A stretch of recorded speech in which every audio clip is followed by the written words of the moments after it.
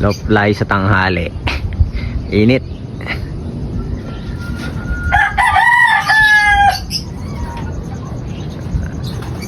Nasaan yung mga kalapati natin? Ito.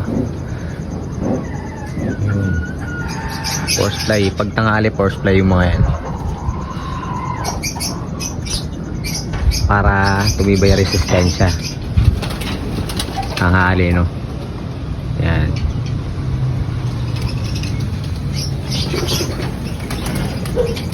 Yun, no? Basta pag tanghali, force fly yung mga yan. Yan, may pambugaw tayo. Dito lang tayo sa gilid, mainit eh.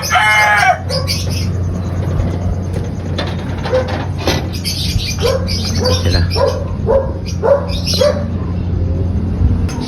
Tibay din ng mga kalapati na yun, no? Force fly din sila, oh. Tanghali din, no? Hindi sa atin yan, ha? Hindi sa atin, wala pa. Naglay yata. Nasaan na? Ayan, oh. Kanino kaya to? Sabi din, oh. Taas nung sa kanya, oh. Kaya itong oras di siya nagpaparonda. Mainit. Nalas talaga yung resistensya ng mga ibon kapag ganyan. Ito yung mga kalapati natin na yan, no? Yun. Pino-force fly din natin kapag itong oras. Sa kanya, tiba yun, tataso.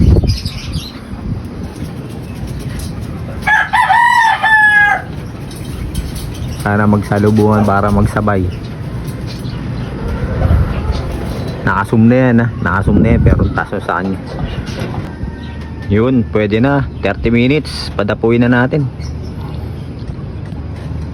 Hindi na natin bubugawin, padadapuin na natin. 30 minutes na liparan, pwede na siguro yan. Mainit naman eh. Ito na, suko na sila, oh. Yun.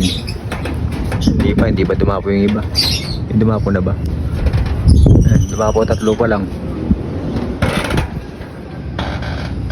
Eto na.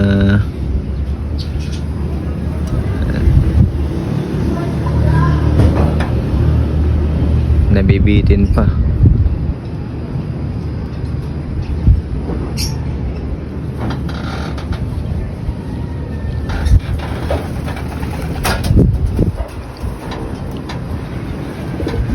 Parang munting hinga lang tong isa na to. Pasok na to, wow na to eh.